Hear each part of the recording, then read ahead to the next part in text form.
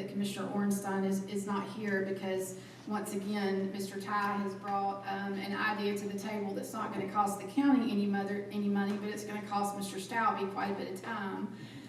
But it's definitely worth it. So I do want to make you all aware that through our research and our conversations about private water systems that were not generator powered during Hurricane Helene, that Ashley has worked hard to clarify with FEMA that the same mitigation process that you all just approved for the nursing homes can be made available to the owners of private water systems.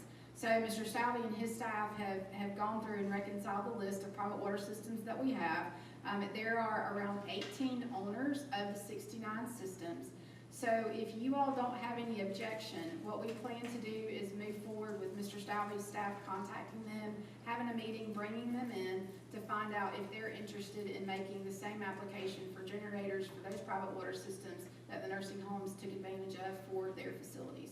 So again, this could be, depending on FEMA's timeline, something that is a few years in the making, but at least we're moving in the right direction.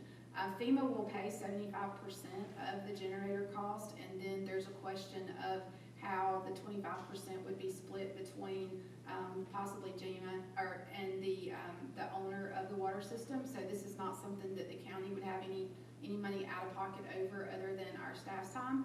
But we believe very strongly that with the charge you all have given us to try to figure this out, that this is the most efficient and cost-effective way to move forward. So if you all don't have any objection to that, then we will move in that direction. Well, I absolutely support it. One of the big issues, as y'all know, here in the hurricanes that we had, was these private well systems had no electricity, no power, like everybody else.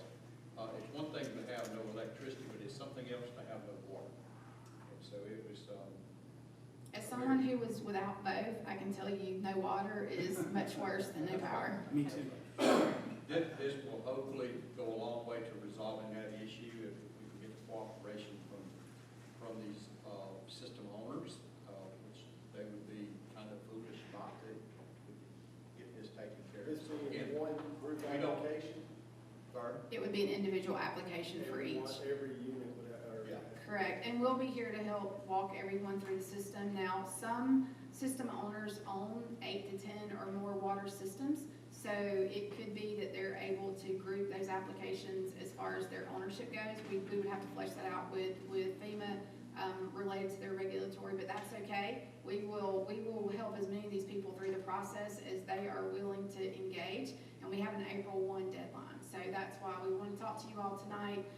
Mr. Stalby's got his staff on hold, ready to move forward with this process if you all have no objection. Yeah, I mean, and that's really all we're asking. We're not asking for a vote or anything. Just if no one has any objection to it, then staff is going to go ahead and continue to pursue this opportunity. We're all good with that. Yeah, I've asked GEFA to check in and maybe help and offset that additional 25%, and so those conversations have started too, which can sweeten the deal for these guys. Absolutely, absolutely, and I think that Steve's going to also have some conversation with the Georgia Rural Water Association to see if there's anything available there as well. Yes, sir, just a couple of things. On Friday, from 8. Either that or hurry up and buy supper. I know, I'm hurrying. On Friday, we will be hosting Leadership Moody, which is Moody Air Force's base, their equivalent of Leadership Lowndes. We will have them at Public Works from 8:30 to 10:30 on Friday morning. If any of you would like to join us, you're welcome to come. I was not able to attend this event last year. Ms. Cumbas handled it all so well that whenever they called and wanted to come again this year, I said, where do you want to go? And they begged, can we please go back to Public Works? So Robin, they're coming Friday and we will be there. Also, February the 16th kicks off National Engineering Week. So, Mr. McLeod, thank you for everything that you and your staff do, and we're very grateful for the part that you all play in providing services and moving the county forward. Also, on February the 21st, some of you may remember Captain Sam Temples, who worked for many years for the Sheriff's Office. The Sheriff has put in a request to rename a facility on his campus after Captain Temples. That has been scheduled for February the 21st. We don't have a time yet, but as soon as we do, we will get that. Also, February the 21st is Government Communicators Day, and I'm sorry Ms. Barwick could not be here tonight, but I think that we are all better for all things because of her efforts. So we will be celebrating her on February the 21st. And the last thing that I have is to remind you all that Friday is Valentine's Day, so if you have not taken care of your Valentine, you got 3 days to get there, gentlemen. That concludes my report, Mr. Chairman. Thank you, ma'am. All right, commissioners, any questions or comments? If we had a